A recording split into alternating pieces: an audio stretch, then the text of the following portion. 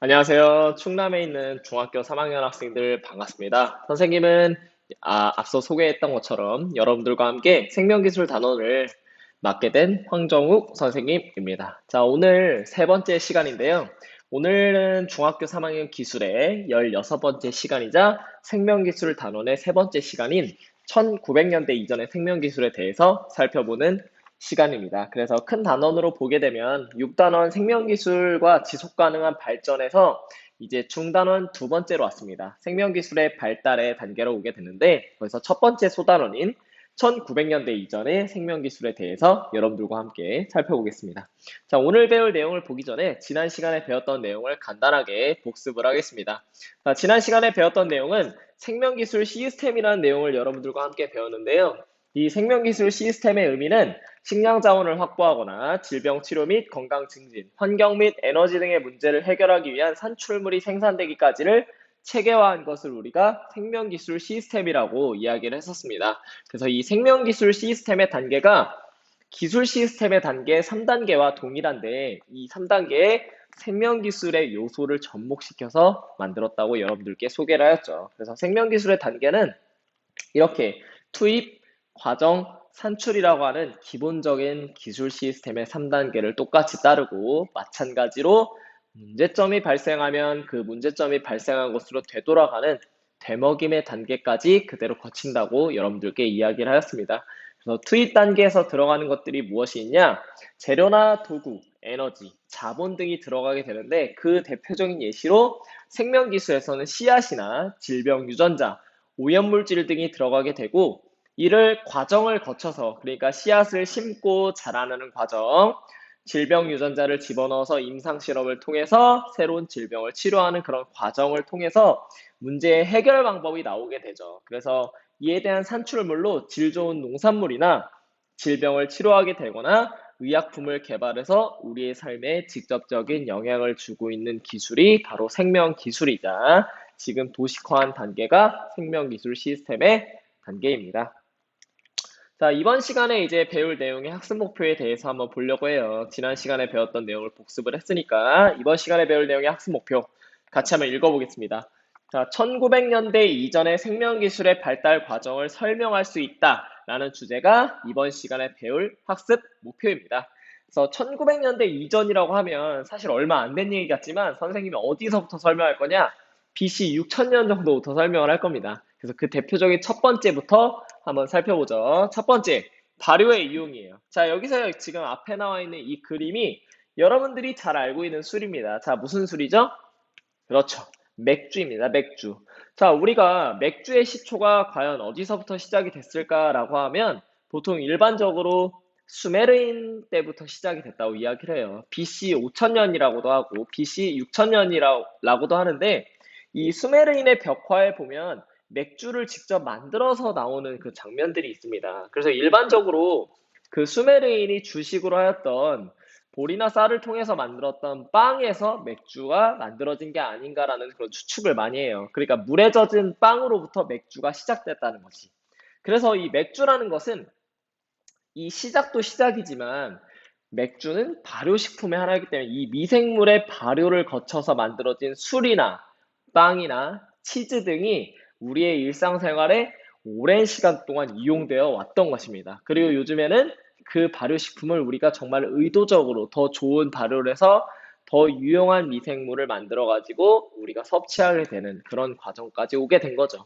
그래서 제일 첫 번째가 발효를 이용하게 됐다는 점이고, 네, 두 번째는 세포와 미생물을 연구했던 영국의 로버트 훅에 대해서 좀 소개를 하려고 합니다. 영국의 로버트 훅은 1600년대에 계량 현미경을 발명을 해서 세포와 미생물을 연구하기 시작했어요. 현미경을 통해서 미생물을 보게 되면 그 미생물을 가지고 연구할 수 있는 큰 범위가 늘어났지. 우리가 볼 수 없는 것보다 볼 수 있어졌을 때 우리가 연구할 수 있는 폭이 넓어진 것처럼 그래서 영국의 로버트 훅에 대한 그 소개를 하는 영상이 좋은 영상이 있어서 여러분들과 함께 영상을 같이 한번 보고 이어서 설명을 하겠습니다. 자, 영상 선생님이 직접 틀어줄 테니까 영상 보고 여러분들과 함께 이어서 수업해보죠. 자, 영상 보겠습니다. 최초의 현미경은 1590년경 네덜란드의 안경 제조업자인 자카리아스 얀센에 의해 탄생했는데요. 긴 원통 모양에 관해 두 개의 렌즈를 넣은 구조입니다. 눈이 닿는 저반 렌즈는 양면이 볼록한 렌즈가, 물체와 가까운 쪽인 대물 렌즈는 한쪽 면만이 볼록한 렌즈를 사용했는데요. 이렇게 두 개의 렌즈를 통해 물체를 관찰하면 사물이 크게 보인다는 사실에 착안한 것이 바로 현미경의 시작입니다. 현미경의 발명으로 세균이나 미생물의 존재가 밝혀지기 시작했는데요.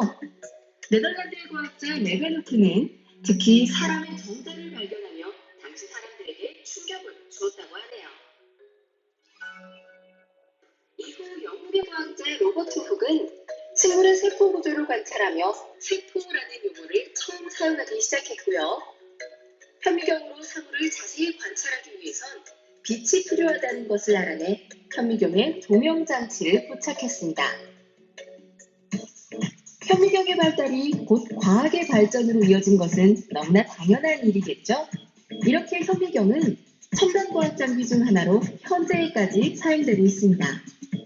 배율에 따른 차이가 있겠지만 현미경의 기본 원리는 그 옛날이나 지금이나 같다고 하는데요. 광학 현미경의 경우 대물 렌즈와 저반 렌즈가 필요합니다. 대물 렌즈로 1차 확대된 물체의 실상이 저반 렌즈를 통해 2차 확대돼 우리의 눈으로 비춰지는 것인데요. 확대 배율은 대물 렌즈가 1에서 100배, 저반 렌즈는 5에서 20배 정도로 종합 배율은 대물 렌즈와 저반 렌즈의 배율을 곱한 것으로 계산합니다. 네, 지금부터 현미경을 이용해서 식물의 숨구멍을 관찰해 보도록 하겠습니다. 우선 우리가 사용할 식물은 미니 달걀비라고 하는 식물이고요. 지금부터 제가 표본을 만들어 보도록 하겠습니다. 식물의 숨구멍 관찰하기. 먼저 미니 달걀비의 잎을 떼서 칼집을 냅니다. 그리고 잎의 뒷면을 살며시 벗겨냅니다. 떼어낸 잎의 뒷면을 슬라이드 글래스에 놓고 현미경의 재물대에 올립니다.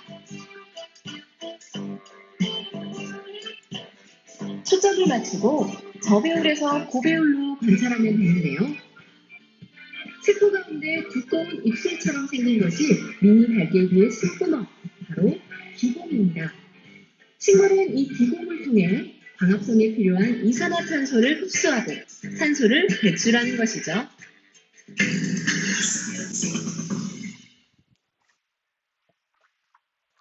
자, 여러분들 영상 재밌게 봤나요? 영상에 나온 내용은 기술적인 부분 중에서 이제 현미경에 대해서 과학적으로 살펴봤던 그런 내용인데, 자, 이 부분을 이제 넘어가서 미생물을 관찰하게 되니까 여기 숨구멍을 봤던 것처럼 우리가 직접 미생물을 연구할 수 있게 되는 단계가 이제 생명기술의 범위가 작은 거를 연구했지만 훨씬 커진 그런 영향을 끼쳤던 거죠. 자, 이제 이어서 백신 개발에 대해서 보겠습니다. 자, 여기 앞에 있는 그림을 보면 엄청 예전에 있었던 TV 프로그램 광고의 한 장면을 가져온 건데, 얼굴에 붉은 반점이 많이 생기는 천연두에 대한 백신의 개발 스토리를 선생님이 여러분들과 함께 이야기를 하려고 합니다. 이 백신이 어떻게 개발되었냐?